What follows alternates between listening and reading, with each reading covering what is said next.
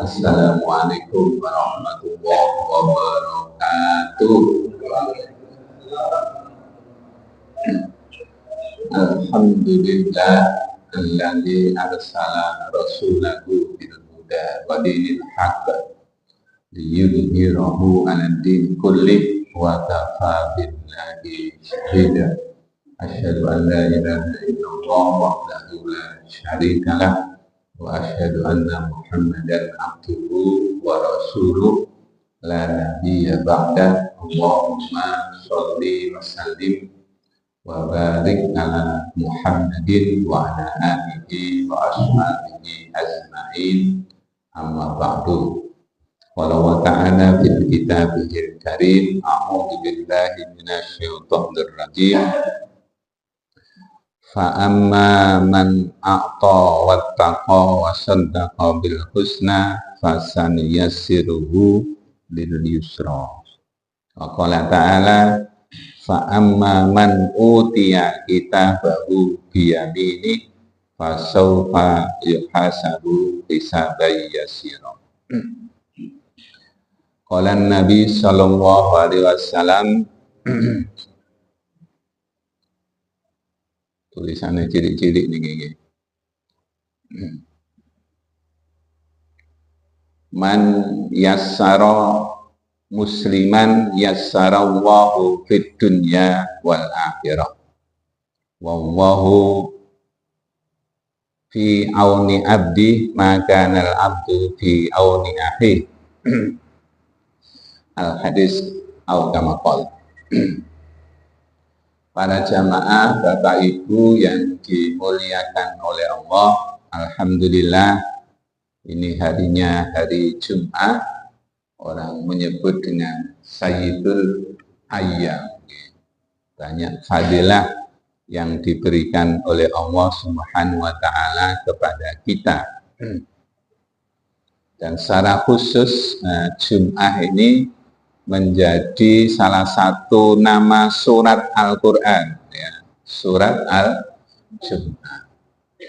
Di potongan ayatnya itu, ya ayyuhalladzina amanu idza nudiya lis-sholati mi yaumil jum'ati fas'au ila dzikrillah wa darul bai' dzalikum khairul lakum in kuntum ta'lamun.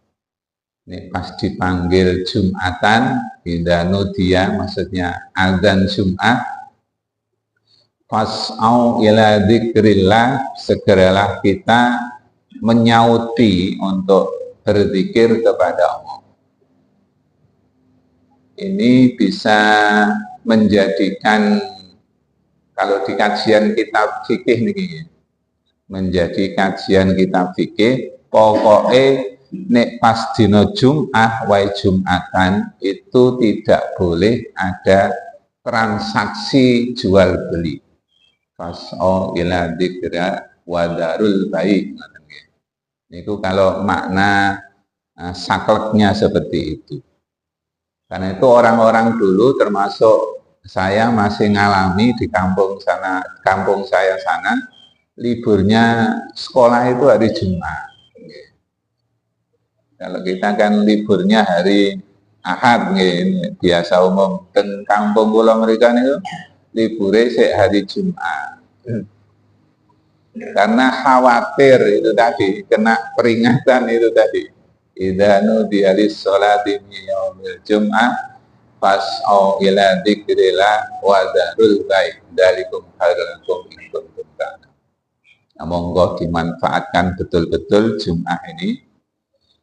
Kita gunakan untuk dzikrillah, mengingat Allah Subhanahu wa taala, melaksanakan ibadah yang menjadi kewajiban bagi kita semua. Ada sedikit khilaf, bagaimana kalau pas Jumat kita musafir, bolehkah kita tidak Jumatan? Assalamualaikum warahmatullahi wabarakatuh. Ada yang membolehkan, ada yang tidak membolehkan. Ada yang kaulnya dua, Pak. Nah, pendapatnya dua. Kalau berangkatnya musafir itu sebelum subuh, wonten wonten batasan waktunya.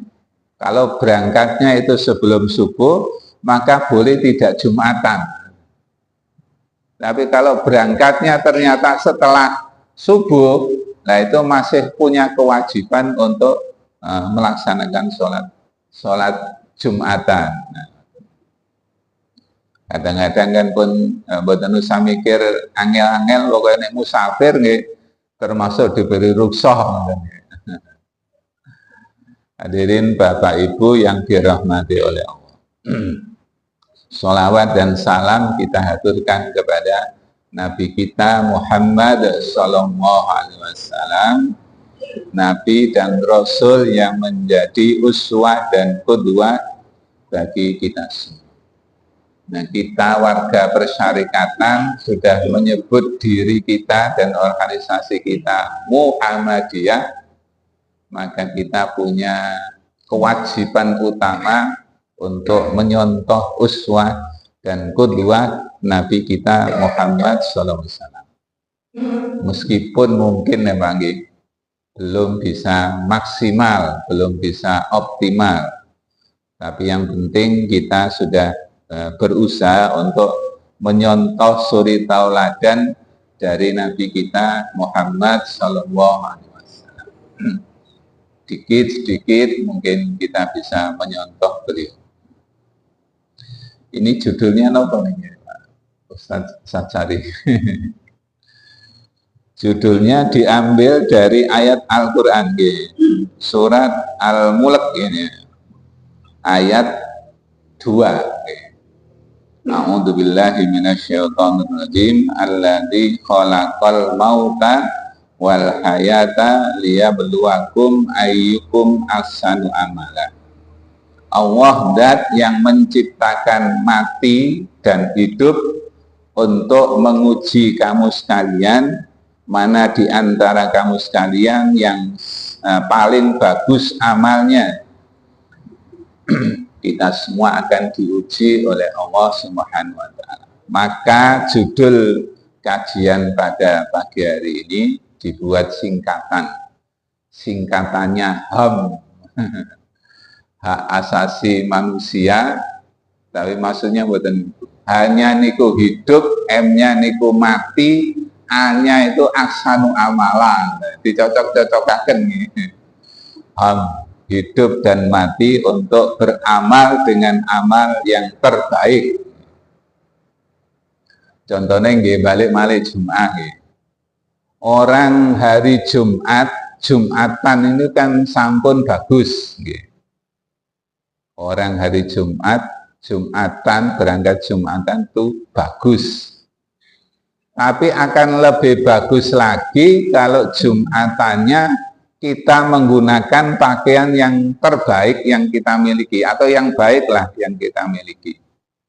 Khudzu zinatakum inda kulli masjid.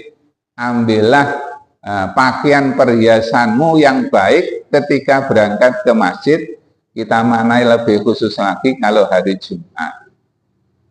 Terus nek berangkat Jumatan mboten angsal sembarangan, ngoten nggih. Pakaiane niku sembarangan. Nek bawa mungkin pun mboten wonten lare-lare nom niku lho sing didamel teng masjid niku, ya Allah, pakaian sing kata sponsor ini. Teng gegere niku wonten tulisan napa mawon. Ane kula nih diparingi kaos terus wonten tulisan wingking niku mboten patos remen kula Pak. Didamel salat niku diwaca kancane. Kadang mboten selektif Pak, lare-lare nom. Salat tapi gegere wonten gambar salipe. Nah, jenengan dadi malaikate terus nek nyatet ya napa ngoten iki. Iki dicatet tapi kok klambine gambar salib. Nah, jadi ya apa nih? Kalau nate sholat teng wingkinge tiyang sing baju batik ya. Tapi batik itu gambarnya orang suku nopo sing muda-muda niku. Niku teng gambare niku Pak, teng napa baju batik niku gambare kados ngoten niku. Ya. Maka kita dianjurkan kalau bisa pas Jumatan ngagem sebaiknya yang polos semua. Syukur-syukur kalau bisa polos dan putih, ngoten nggih, tambah saya. Nah, sudah Jumatan bagus, berangkat ke masjid pakai baju yang bagus. Nah, akan aksan lebih bagus lagi nih berangkatnya lebih awal, ngoten nggih. Nah, berangkat lebih awal ngambil soft yang pertama, berarti pahalanya kan lebih hebat. Dulu Pak Yai itu menggambarkan kalau sop pertama oleh oleh sapi lah, ngoten kira-kira. Ngoten niku. Berangkat di sop di jam-jam awal tapi lungguhe teng wingking sendal tembok. Nah. Niku mboten sae niku nih. Jumatan kok wis berangkat lebih awal tapi mundute teng wingking. Padahal ganjarane luar biasa hebat. Nah, lebih-lebih berangkat teng masjid dari Jumat pakaiannya bagus, lebih softnya lebih awal, kemudian membawa infak sedekah, nah, semakin banyak kan semakin bagus. Hadirin Bapak Ibu yang dimuliakan oleh Allah.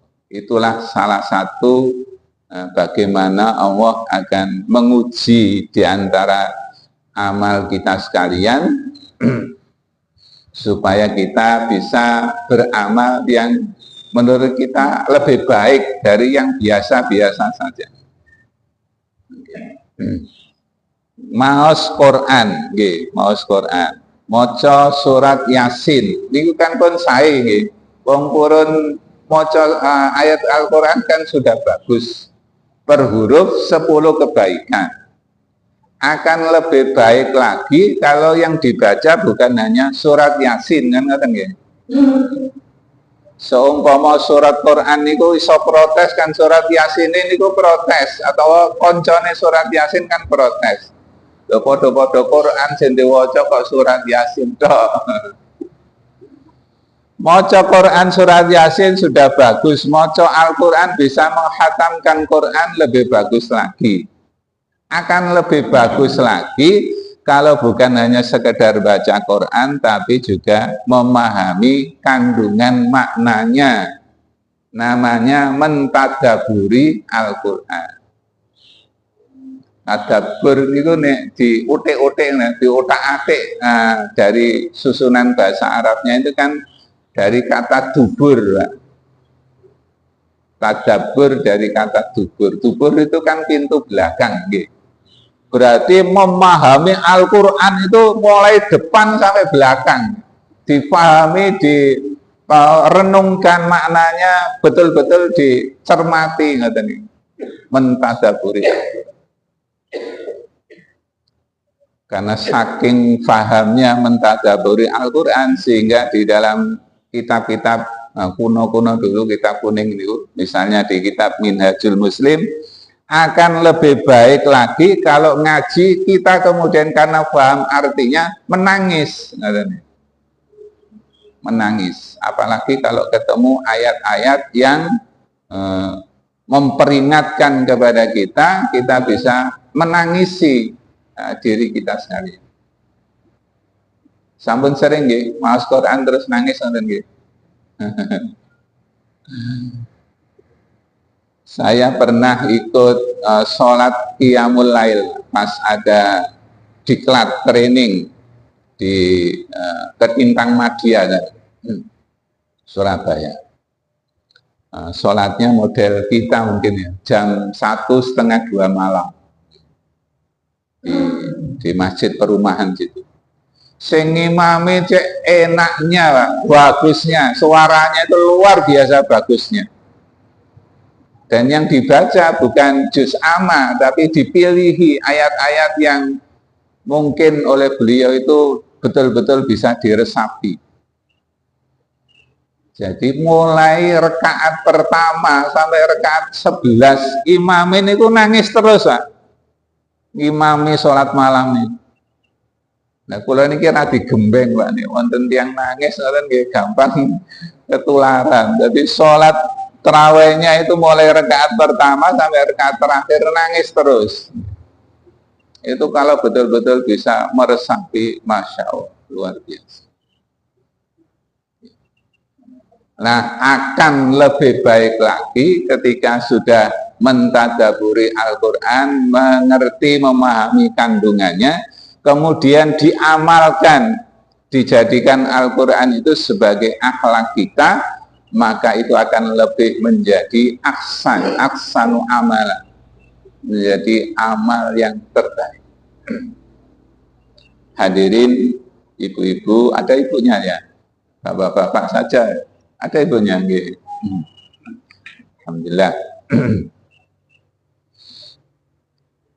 Di antara ujian yang diberikan Allah Subhanahu wa Ta'ala kepada kita ini, hidup kita ini penuh dengan romantika. Ada yang mudah, ada yang ringan, ya. Ndak ono ceritane urip iku enak terus.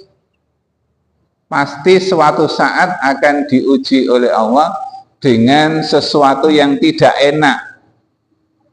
Dan tidak ada ceritanya orang hidup itu tidak enak terus, sengsara terus, tidak mungkin.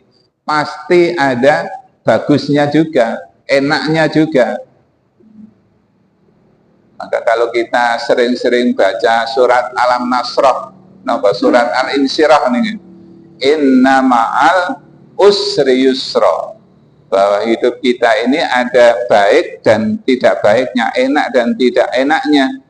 Tidak enaknya itu diapit dengan dua kalimat yusra. Inna ma'al usri yusra. Ada usr, ada yusra. Jadi setiap kesulitan itu oleh Allah diberi gandengannya dengan kalimat yusra, diberi kemudahan. Pulau Kiambak merasa bahwa hidup saya ini enak-enak saja, Pak. Banyak diberi kemudahan oleh Allah Subhanahu wa Ta'ala. Meskipun ada tidak enaknya juga. Saya dulu kuliah itu kebetulan keluarga saya termasuk keluarga yang kurang mampu, soro uripnya, Pak, ketika kuliah di Surabaya. Tapi Gusti Allah kemudian memberi kemudahan kepada saya, inna ma'al usri yusra itu. Gusti Allah bisi Pak Presiden Soeharto. Yusuf kasih beasiswa, namanya beasiswa Super Semar. Lah ngoten niku. Kalau terus diparingi beasiswa Super Semar mulai semester 3 sampai semester akhir. Oh, alhamdulillah. Sebelum beasiswa Super Semar turun, makan saya itu hanya sambal, nasi putih, ikannya ikan asin.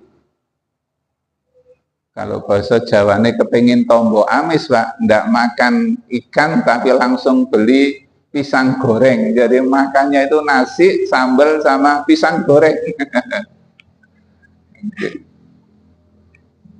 Sampai begitu lulus, mau direkrut di IAIN sana, mau jadi dosen, saya tunggu sampai 1 tahun ndak ada panggilan-panggilan, akhirnya ikut tes pegawai negeri, tesnya ada di Bojonegoro sana, sekali tes langsung lulus.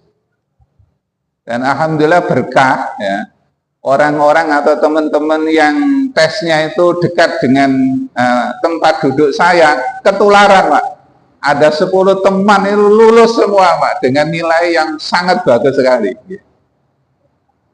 Nah, teman yang ikut saya itu penempatannya enak, di Lamongan, Bojonegoro dekat ini. Tapi saya dibuang di Lumajang, Pak. Tapi ada hikmahnya, tiba pancene calon bojoku di Lumajang. Pokoknya enak toh ya, Pak ya. Enak toh, Masya Allah. Sampai ada orang-orang tertentu, hadirin sekalian, saking kepinginnya keluarganya itu menjadi orang-orang yang uripnya gampang, diberilah nama dengan nama-nama yang melambangkan makna gampang. Saudara dekat saya sekarang jadi pegawai atau jadi pekerja di Jakarta sana, namanya Yusron. Itu kan berarti namanya diartikan dengan mudah, Pak ya. Ada orang yang tokoh di Lumajang sini namanya Sahlan, Yai Sahlan. dan diberi kemudahan yang berarti ya sahlan. Atau ada kiai yang sangat terkenal, ulama nasional almarhum Yai Sahal Mahfud. Nah, itu berarti punya orang tuanya punya keinginan supaya anaknya atau keluarganya itu diberi kemudahan oleh Allah Subhanahu wa taala. Saya punya teman dulu ikut saya jadi staf di KUA Kecamatan Sukodono sini, rumahnya selatan saya sedikit, namanya Pak Sahlan. Niku nggih guampangan Pak, dijak nopo mawon, wah suweneng guampang nih. Jak bantuan ngaten nggih guampang sekali. Nah,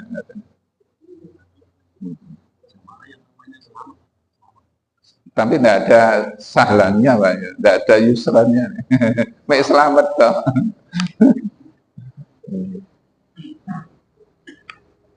Hadirin, ada 4 yang kita inginkan yang betul-betul kita diberi kemudahan oleh Allah Subhanahu wa taala.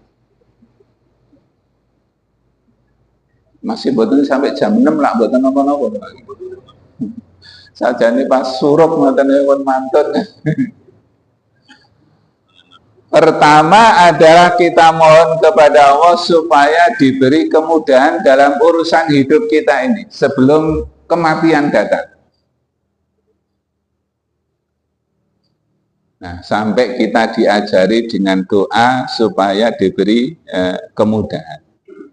Allahumma yassir wa la tu'assir ya karim la haula wa la quwata illa billahil aliyil adzim. Mudahkan ya Allah, jangan engkau persulit. Nah, doa singkat niku mawon diulang-ulang niku masya Allah luar biasa hebatnya. Ada yang sedikit diperpanjang lagi. Allahumma yassir lana umurona misalnya gitu. Wala tu'assir alaina ya arhamar rahimin. Yang sing kepengin digampangkan lunga kaji nggih dungane kepengin dimudahkan urusan berangkat haji. Allahumma yassir lana ziyaratal Makkah wal Madinah. Niku doa. Lajeng usaha kita supaya kita diberi kemudahan dalam urusan dunia ini. Teng Al-Quran itu sampun diberi petunjuk oleh Allah Subhanahu wa taala. Fa amma man a'ta wattaqa wa saddaqa bil husna fasan yassiruhu lil yusra. Ada nggih. Ini di urut awalnya itu kan a'ta dulu, baru setelah itu wattaqo. Padahal sebenarnya yang luwih penting niku kan takwanya dulu. Jadi supaya urusan kita mudah, kita semua dianjurkan oleh Allah Subhanahu wa taala untuk meningkatkan iman dan takwa kita kepada Allah Subhanahu wa taala. Orang yang bertakwa kepada Allah dengan sungguh-sungguh takwa, maka akan diberi kemudahan seperti yang kita harapkan. Nah, karena itu monggo ya, iman dan takwa kita terus kita tingkatkan dengan jalan-jalan yang sudah diberi petunjuk di dalam Al-Quran maupun Nabi kita dalam hadis Nabi kita Muhammad sallallahu alaihi wasallam. Yang kedua, supaya kita diberi kemudahan oleh Allah Subhanahu wa taala, kita dianjurkan a'ta. Adapun orang yang memberikan hartanya di jalan Allah, berarti disuruh loman ya.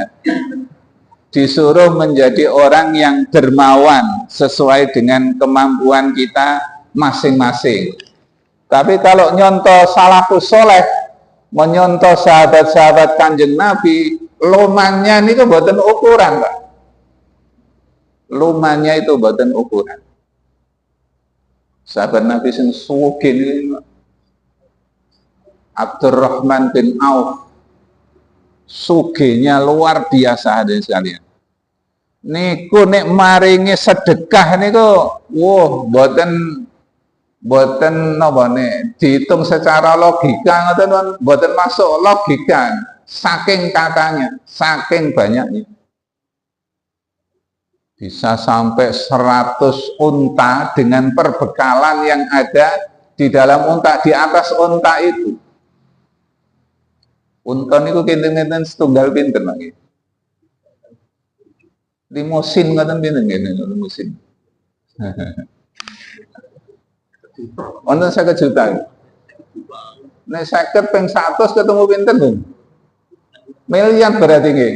Belum isi perbekalannya. Ya Allah, luar biasa. Ada sahabat Kanjeng Nabi, kebetulan seperti nama ayah saya, namanya Abu Darda. Abu Darda niku sebelum masuk Islam pedagang sukses. Sugihnya luar biasa hebatnya. Begitu masuk Islam, harta bendanya itu disodakohkan untuk kepentingan fisabilillah. Tidurnya itu hanya plastik, dulu mungkin tidak ada plastik, tikar yang tipis sekali. Sodakohnya luar biasa. Kemudian dia memilih untuk zuhud. Nah, ini disampaikan gampang Pak, ini dipraktekkan niku sing angel. Prakteknya angel. Dompet kita ada yang warna merah sama ada warna keabu-abuan. Terus wonten kotak amal lewat, kira-kira sing dipundhut sing pundi niki. Misalnya lah ya, misalnya di dompet kita itu tidak ada yang warna abu-abu tapi warna merah tok, ngoten ya tau kira. belum tentu diambil nih Pak. Sampai seperti itu. Maka Rasulullah Muhammad SAW menghibur kepada kita.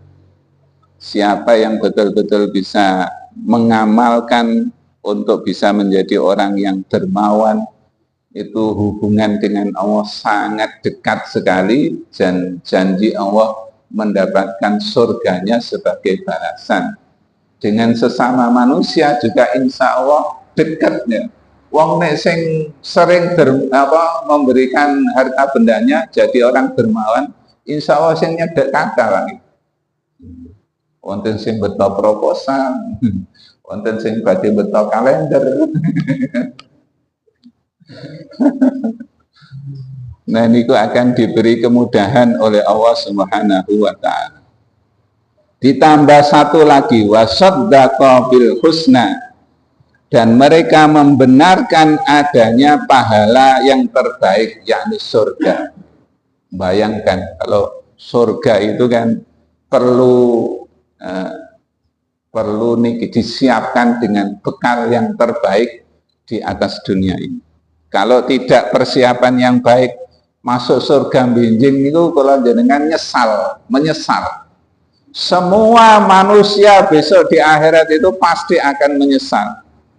Orang yang nakal jelas dia akan menyesal. Orang yang baik pun akan menyesal.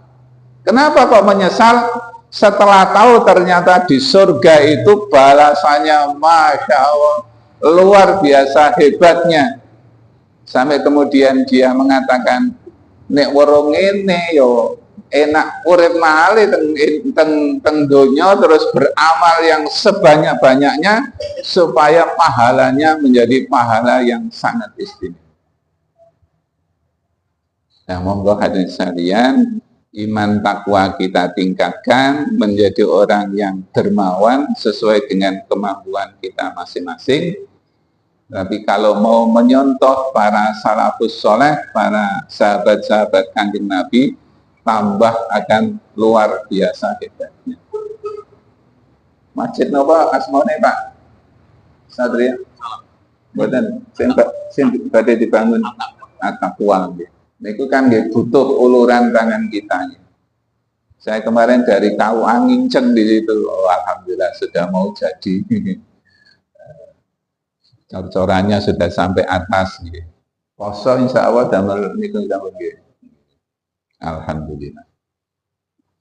Niku mudah-mudahan kita semua diberi kemudahan ketika hidup di atas dunia niki nggih. Kalau ataupun ada romantikanya, ada tidak napa niku ada hal-hal yang sulit, memang itu bagian dari ujian Allah Subhanahu wa taala.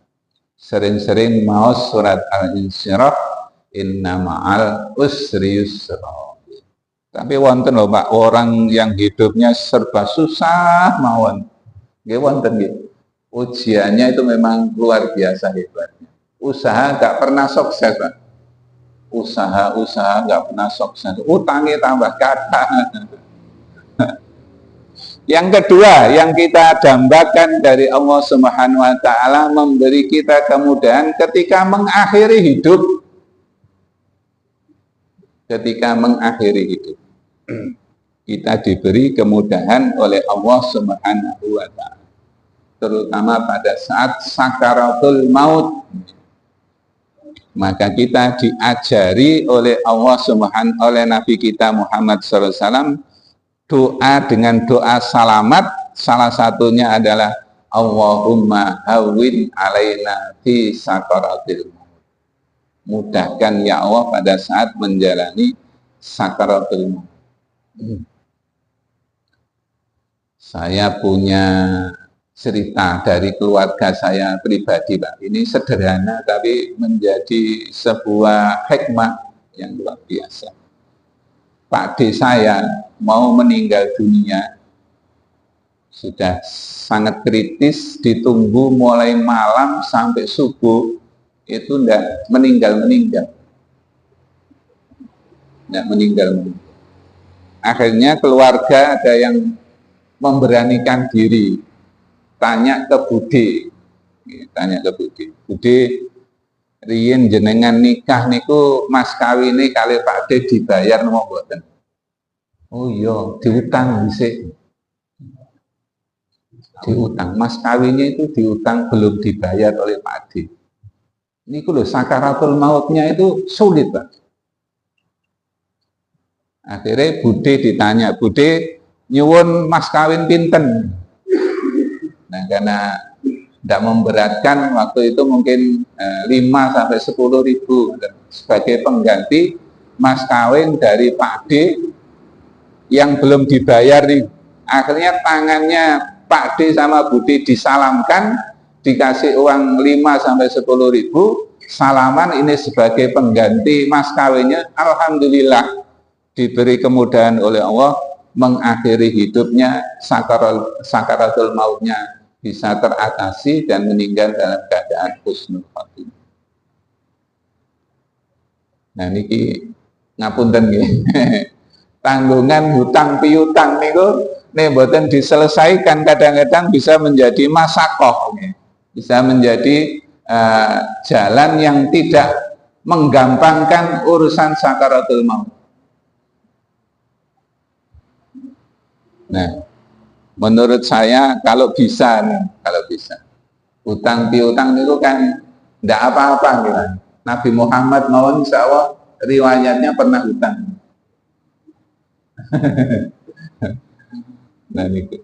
Nah, supaya tidak menjadi sakaratul maut bagi kita kalau hutang piutang dibuat transaksi. Ustaz Sapsari, aku hutang 10 juta ya. Tapi dengan kesepakatan kalau saya meninggal dulu hutangnya dianggap lunas. Bisa Pak Sadar ya? Ya Bang, kalau bisa saya tak pinjam aja.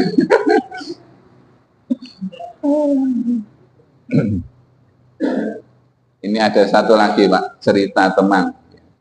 Saya, tapi tidak usah saya sebutkan namanya, menjaga namanya.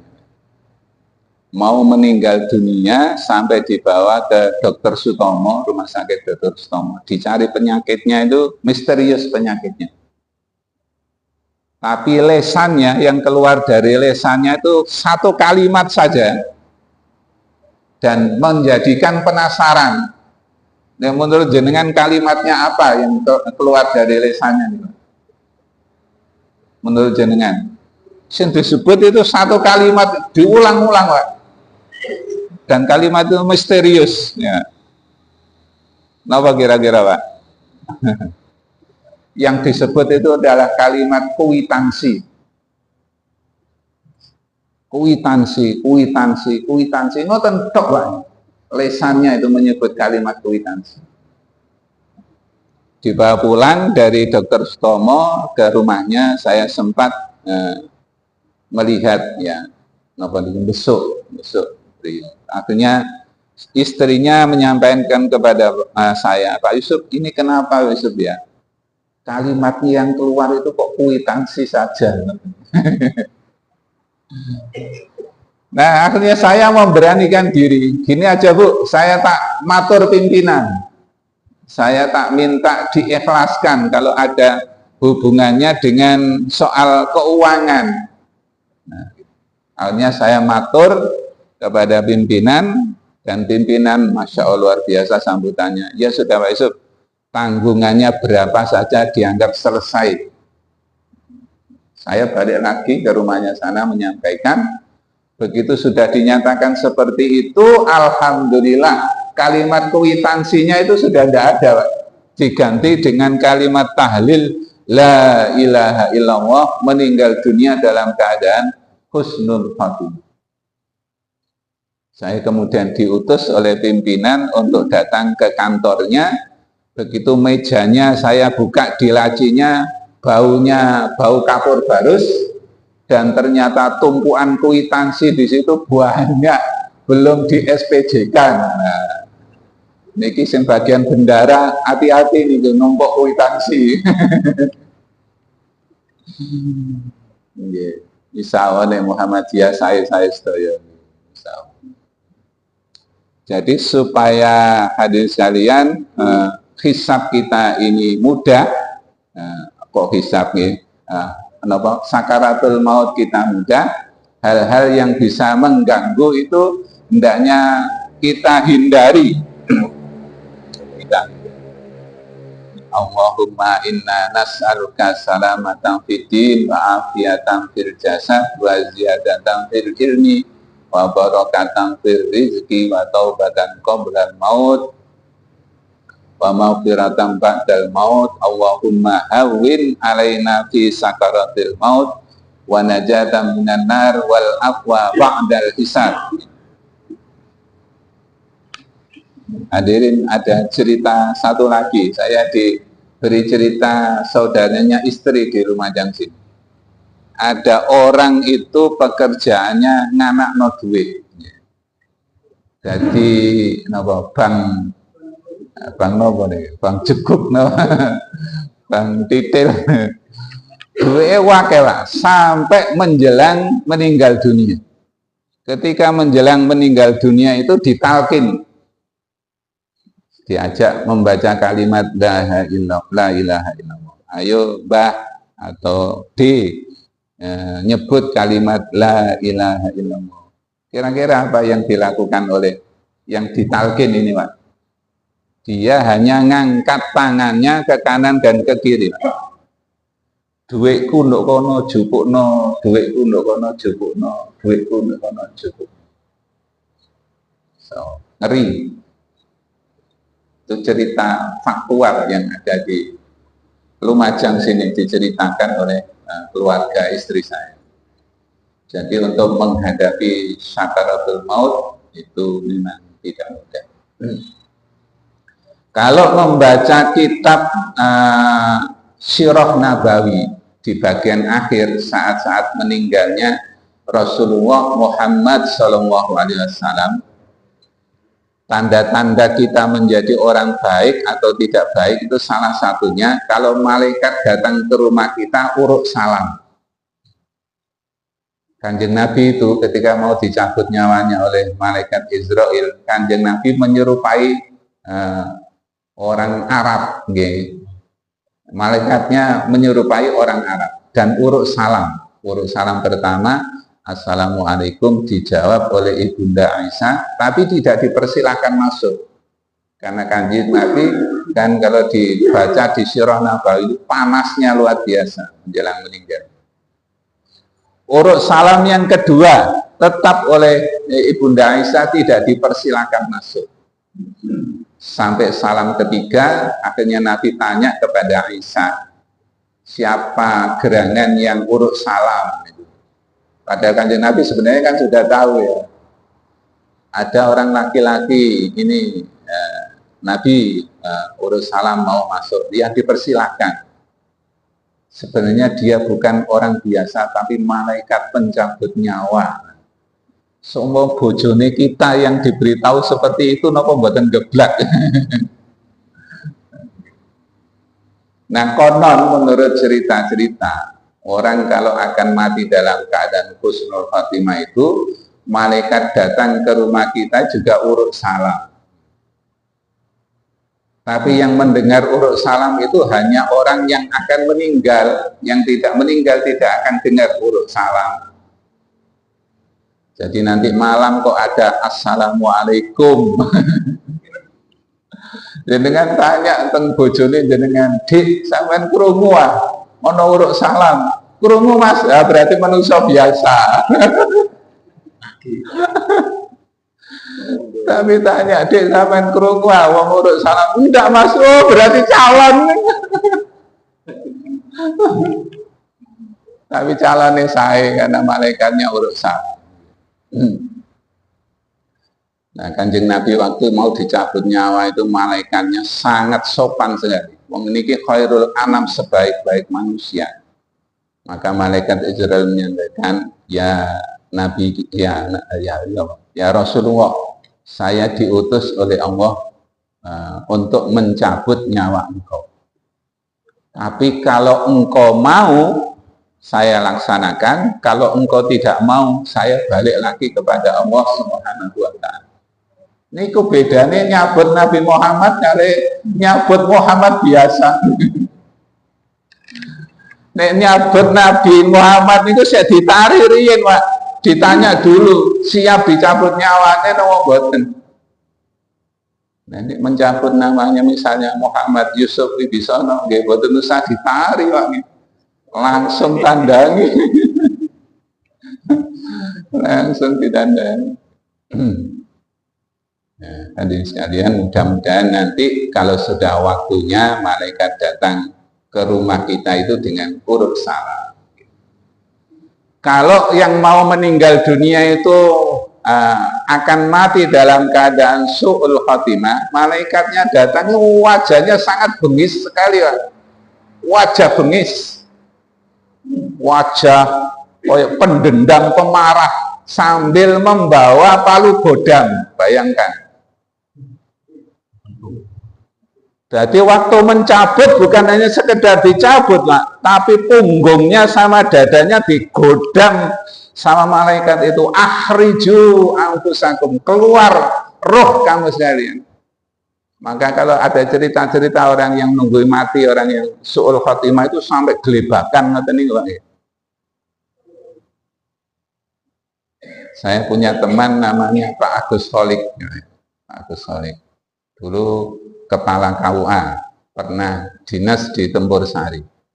Suatu ketika ada cerita, orang menggali kuburan sudah selesai, menunggu mayitnya nggak datang-datang. Akhirnya yang gali kuburan itu ya sambil mungkin setengah iseng, aku tak turu kan juru liang kubur di sini istirahat, kesirep, Pak.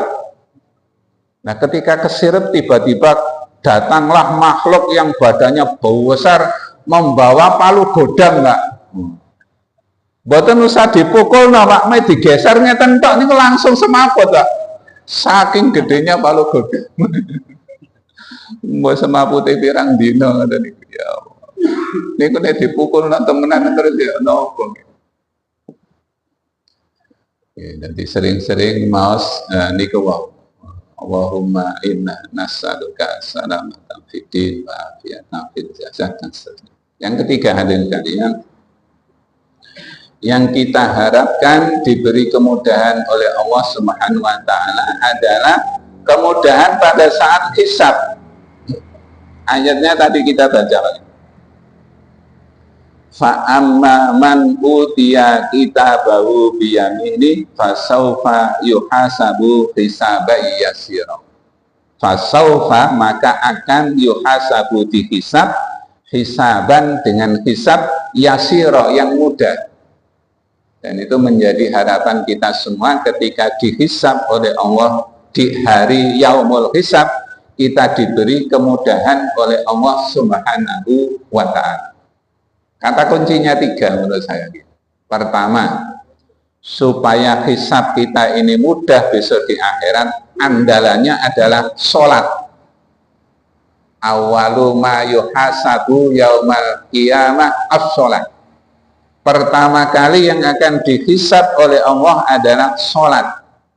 Kalau sholatnya bagus, maka hisab berikutnya itu insya Allah akan menjadi bagus, akan menjadi mudah. Kalau sholatnya tidak bagus, maka alamat sudah berikutnya itu menjadi sangat sulit.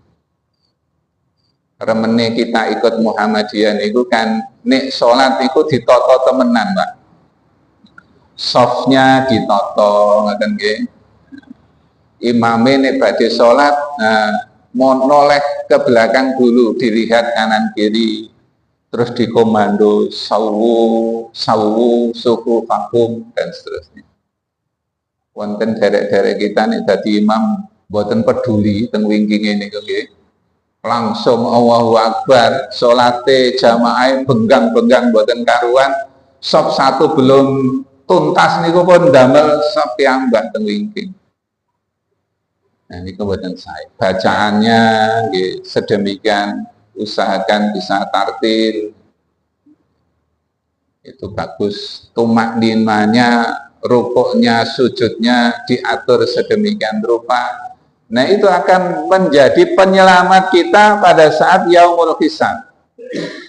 Pun titip niki monggo sareng-sareng saya jenengan semua didandani sholatnya. Anak-anak kita, cucu-cucu kita diperhatikan sholatnya. Jangan jadi orang yang menggampangkan tidak sholat. Kalau ini susah nih, nggak ada tukang teng griya ngoten nih Pak ya. Dari 10 tukang kadang-kadang sholat nek siji, liyane mboten sholat. Niku sing nggak ada napa sing manggil tukang napa derek dosa nih, salate mboten tukangnya mboten sholat.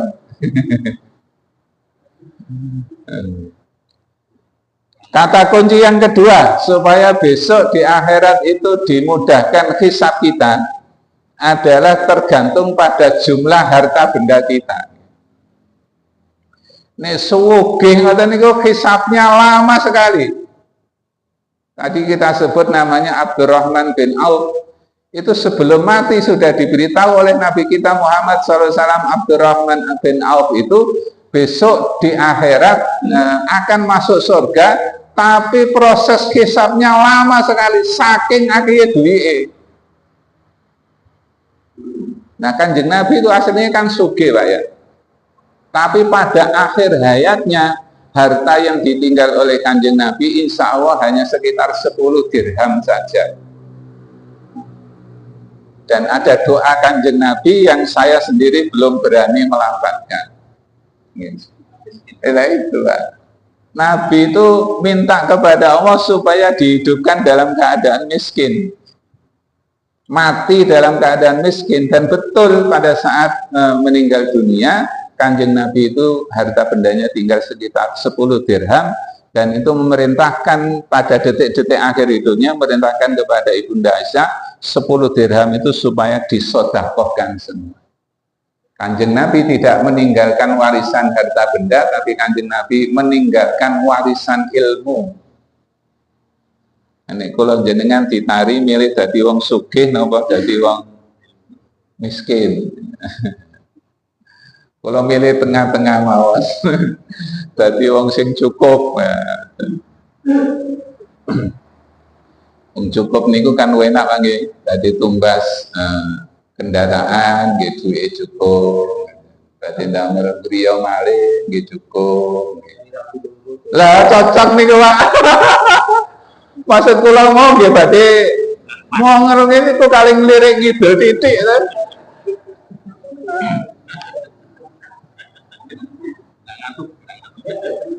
Tapi bojoku luar biasa. Kalau nggak ada nyonya kula niki seneng. Mas kepengin kawin meneh sampeyan Mas. Gak apa-apa Mas.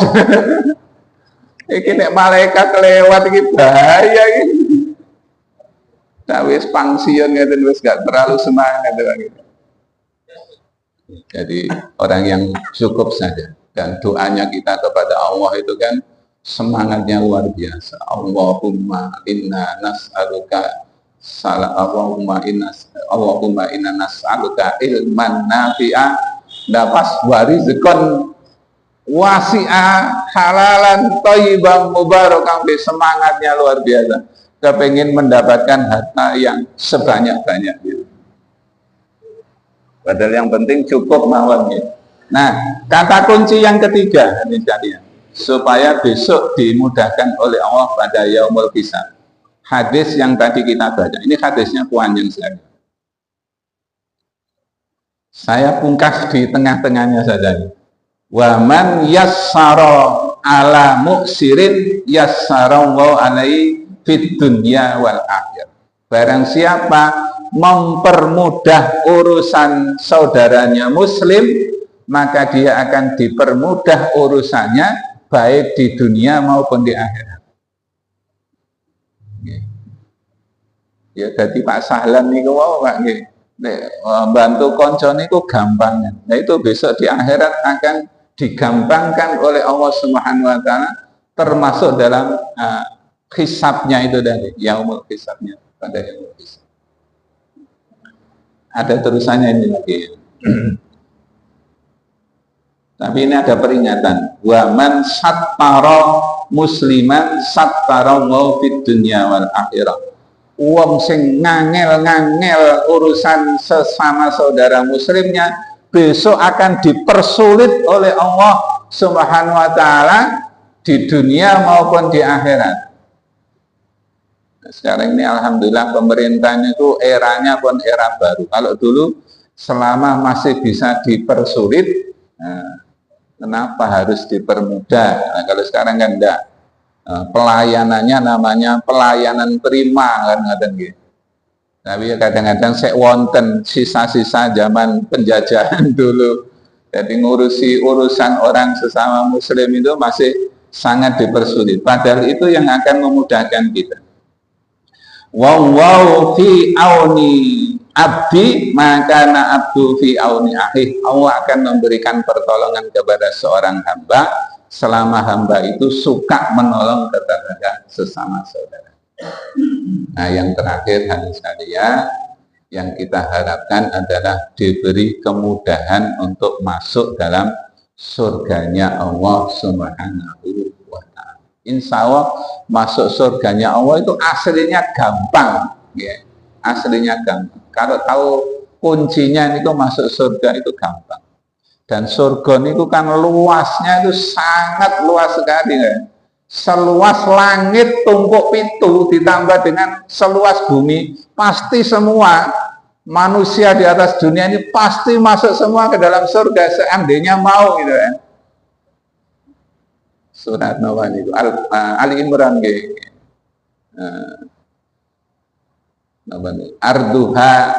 arduhas samawati wal ar, itu kan, luasnya itu seluas langit-langit dan bumi. Jadi kalau mau masuk surga semua itu insya Allah akan diberi kemudahan oleh Allah. Dan kata kuncinya salah satunya adalah menjadi orang yang suka rajin bersujud kepada Allah Subhanahu wa ta'ala, akan diberi kemudahan oleh Allah Subhanahu wa ta'ala masuk ke dalam surga. Surat Nawaniku Az-Zumar wasiqal ladzina taqaw rabbahum ilal jannati zumara hatta idza ja'uha wa futihat abwabuha wa qala lahum khazanatuha sampai akhir. Orang yang diberi kemudahan oleh Allah masuk ke dalam surga di sini adalah disebut orang-orang yang bertakwa kepada Allah Subhanahu wa taala. Orangnya belum datang itu surga, pintu surganya sudah dibuka, adik sekalian. Saya baca di kitab tafsir itu, kenapa kalau orang kafir itu tidak ada kalimat wawunya, hanya futihat saja. Sedangkan orang-orang yang bertakwa itu ada kalimat wawunya, wa futihat abwabuha. Padahal wawu niku dalam ilmu nahwu biasanya dianggap wawu atof, yang terjemahnya itu kalimat dan. Tapi khusus dalam kalimat wa futihat itu bukan sekedar artinya dan, tetapi menunjukkan kemurahan Allah Subhanahu wa taala yang luar biasa, khusus bagi orang-orang yang beriman dan bertakwa kepada Allah akan diberi kemudahan masuk surga. Penghuninya belum datang, surganya itu sudah dibuka selebar-lebarnya. Pintu surga niku wonten 8, ngaten nggih. Pintu neraka niku wonten 7. Niku dilambangkan dalam kalimat dalam surat Ar-Rahman ada kalimat fabi ayyi ala rabbikuma tukadziban. Sebelum kalimat fabi ayyi ala rabbikuma tukadziban itu ada penjelasan berkenaan dengan penjelasan siksa api neraka. Fabi ayyi ala rabbikuma tukadziban itu disebut 7 kali. Ternyata oleh ahli tafsir dikatakan itu lambang bahwa pintu neraka besok itu jumlahnya 7. Sebelum fabi ayyi ala rabbikuma tukadziban menyebut kalimat-kalimat tentang surga itu diulang 8 kali. Maka oleh para ahli tafsir dikatakan bahwa pintu surga itu jumlahnya ada 8. Kita setiap hari disuruh sujud kepada Allah dengan menggunakan 7 anggota badan kita ditambah dengan hati kita, sehingga sujud kita dengan 8 anggota badan kita itu merupakan lambang dari jumlah pintu surga. Maka orang yang biasa sujud menghadap kepada Allah Subhanahu wa taala akan diberi kemudahan masuk ke dalam pintu surga dari pintu mana saja yang kita kehendaki. Nah, wis enak lagi. Maka hadis Nabi yang sangat menggembirakan kita itu luar biasa. Kullu ummati yadkhulunal jannah. Semua umatku pasti akan masuk ke dalam surga. Illa man aba, kecuali orang yang tidak mau masuk ke dalam surga. Illa may ya'ba ya Rasulullah, siapa orang yang enggan masuk ke dalam surga? Wong diberi kesempatan masuk surga kok enggan? Maka Rasulullah menegaskan man atau ani dakhalal jannah, siapa yang taat kepada aku, taat kepada Rasul, taat kepada sunnah Rasulullah, maka dia akan diberi kemudahan masuk surga. Wa man asani faqad abah, sedangkan orang yang mendurhakai, bermaksiat, tidak mau taat kepada Allah dan Rasulnya, dialah orang yang enggan masuk ke dalam surga. Niku pun poinnya 4 hal penting yang kita rindukan dari ujian yang diberikan Allah kepada kita. Ada kemudahan dan ada kesulitan. Kita semua mohon kepada Allah diberi kemudahan, kemudian urusan dunia, kemudian ketika mengakhiri hidup di atas dunia, kemudian pada yaumul hisab, dan kemudian masuk ke dalam surganya Allah dengan ridhonya Allah Subhanahu wa taala. Demikian kurang lebihnya, mohon maaf. Assalamualaikum warahmatullahi wabarakatuh.